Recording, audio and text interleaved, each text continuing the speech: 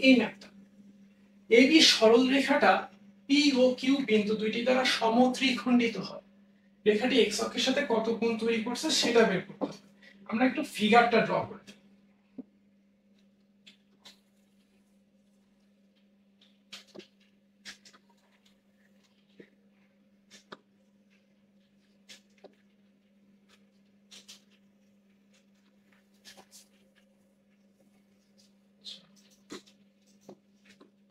ফিগারটা লিখে ফেলি, তাহলে ম্যাথটা আমরা ফিল করতে পারবো। মনে করো এটা হচ্ছে পি বিন্দু, পি বিন্দুটা এক্স অক্ষের উপরে হবে কারণ কোটি হচ্ছে 0। আর এটা হচ্ছে কিউ বিন্দু, কিউ বিন্দুটা হবে ওয়াই অক্ষের উপরে কারণ ভুজ হচ্ছে 0। আর কোটি নেগেটিভ হয়, এটা এক্স অক্ষের নিচে আছে। এখন এবি রেখাটা, এটা হচ্ছে AB Rekha, A B, AB রেখাটা পি এবং কিউ বিন্দু দুইটা দ্বারা সমত্রিখণ্ডিত হয়েছে, দ্যাট মিন্স সমান 3 ভাগে বিভক্ত হয়েছে। এটা এক ভাগ, এটা সমান এক ভাগ, এটাও সমান এক ভাগ। আমাদের এবি রেখাটা এক্স অক্ষের সাথে কত কোণ তৈরি করছে সেটা বের করতে হবে। ধরলাম এবি রেখাটা এক্স অক্ষের সাথে থিটা কোণ তৈরি করছে। ওকে, তাহলে এক্স অক্ষের ধনাত্মক দিকের সাথে ঘড়ির কাঁটার বিপরীত দিকে যদি থিটা কোণ তৈরি করে থাকে, তাহলে এবি রেখাটার ঢাল হচ্ছে ট্যান থিটা। হ্যাঁ, চিত্র থেকে কিন্তু বোঝা যাচ্ছে এই কোণটা হচ্ছে সূক্ষ্ম কোণ, সো ঢাল হবে পজিটিভ। ওকে, এখন ঢাল মানে কি জানি, কোন একটা রেখার উপরস্থ যে কোনো দুইটা বিন্দুর কোটির পার্থক্য ভাগ ভুজের পার্থক্য। সো এই দুইটা বিন্দুর কোটির পার্থক্য হচ্ছে 0 মাইনাস মাইনাস 5, 0 মাইনাস মাইনাস 5, ভুজের পার্থক্য হচ্ছে 5 মাইনাস 0 ইকুয়ালস টু হচ্ছে tan থিটা। ওকে, তো এখান থেকে দেখো এটা হচ্ছে 0 minus minus 5 minus minus plus হয়ে যাবে, 5 দিয়ে ভাগ করলে 1 থাকবে, 1 ইকুয়ালস টু tan থিটা। লিখতে পারি যে tan theta equals to tan 45 degree. tan 45 ডিগ্রির ভ্যালু হলো 1, থিটা equals to হচ্ছে 1, হ্যাঁ theta equals to 45 degree, equals to 45 degree. তার মানে রেখাটা x অক্ষের ধনাত্মক দিকের সাথে 45 ডিগ্রি কোণ তৈরি করে আছে। সো আমাদের এই এমসিকিউটা রাইট অপশন হচ্ছে অপশন এ। ওকে, এইবার আসো একটা বড় কোশ্চেন সলভ করি। তো কোশ্চেন নাম্বার 1 কি বলছে, যে একটা সরল রেখার ঢাল 3/4, রেখাটার উপর অবস্থিত 2,1 বিন্দু থেকে 10 একক দূরবর্তী বিন্দুর স্থানাঙ্ক বের করতে হবে।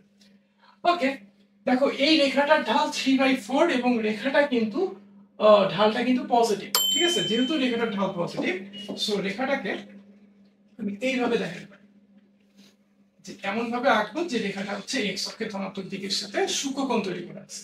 হ্যাঁ, কিভাবে বুঝলাম সূক্ষ্মকোণ তৈরি করে আছে, কারণ ঢাল হচ্ছে পজিটিভ। এখন এই রেখাটার উপরে একটা বিন্দু হচ্ছে 2,1। ওকে, এখন 2,1 বিন্দু থেকে 10 একক দূরবর্তী বিন্দু, এই দিকে মনে করলাম 10 একক দূরবর্তী বিন্দু হচ্ছে এইটা, আর এই দিকে একই ডিসটেন্স, হ্যাঁ 10 একক, আবার একই ডিসটেন্সে 10 একক দূরবর্তী বিন্দু ধরলাম হচ্ছে এটা। সো এই দুইটা বিন্দুর স্থানাঙ্ক আমরা এখন বের করব। একটা রেখা, যে রেখাটার উপরস্থ 2,1 একটা বিন্দু, আর এই বিন্দুটা থেকে 10 একক দূরে দুইটা বিন্দু আছে এই রেখার উপরস্থ, সো এই দুইটা বিন্দু স্থানাঙ্ক আমরা এখন বের করতে যাচ্ছি। তো দেখো এই ম্যাথটা আমরা কিভাবে করতে পারি, যেহেতু এই রেখাটার ঢাল 3/4, আমি রেখাটাকে একটু এক্সটেন্ড করি।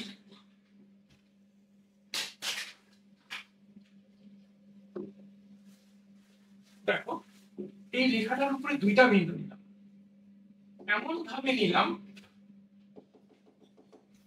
এই দুইটা বিন্দুর এতটুকু হচ্ছে ভুজের পার্থক্য আর এতটুকু হচ্ছে কোটির পার্থক্য। তো আমি রেখাটার উপরে দুইটা বিন্দু এমন ভাবে নিলাম যাতে তাদের ভুজের পার্থক্য হয় 4 আর কোটির পার্থক্য হয় 3।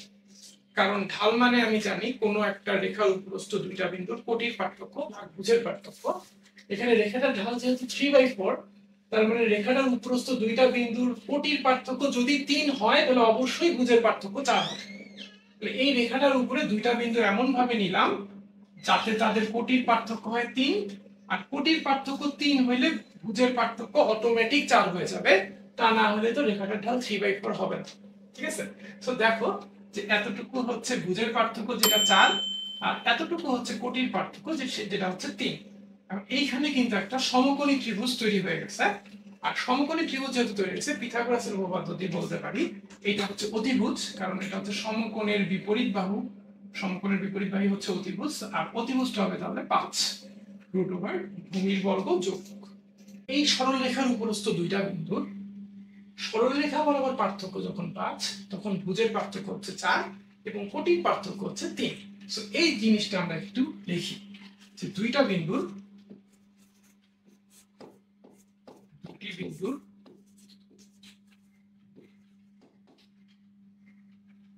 সরলরেখা বরাবর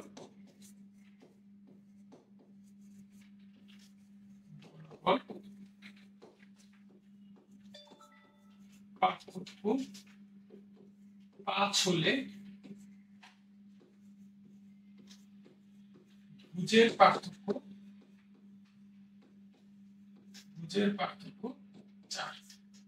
তাহলে আমি ঐকিক নিয়মে লিখতে পারি সরলরেখা বরাবর পার্থক্য 1 হলে ভুজের পার্থক্য 4/5, আর সরলরেখা বরাবর পার্থক্য 10 হলে ভুজের পার্থক্য 4 × 10/5 8।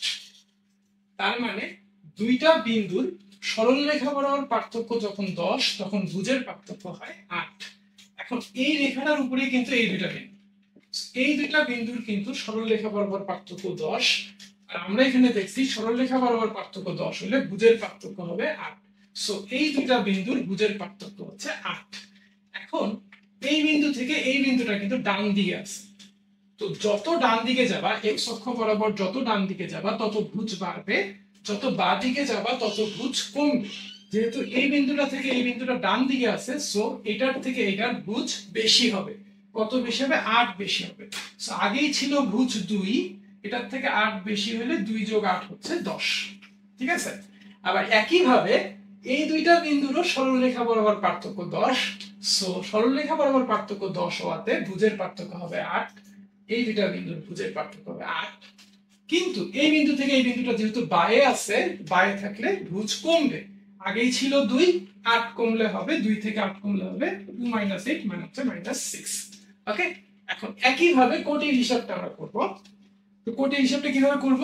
দুইটা বিন্দুর সরলরেখা বরাবর পার্থক্য 5 হইলে কোটির পার্থক্য হয় 3।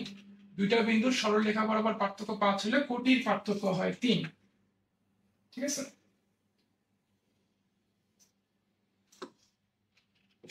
কোটির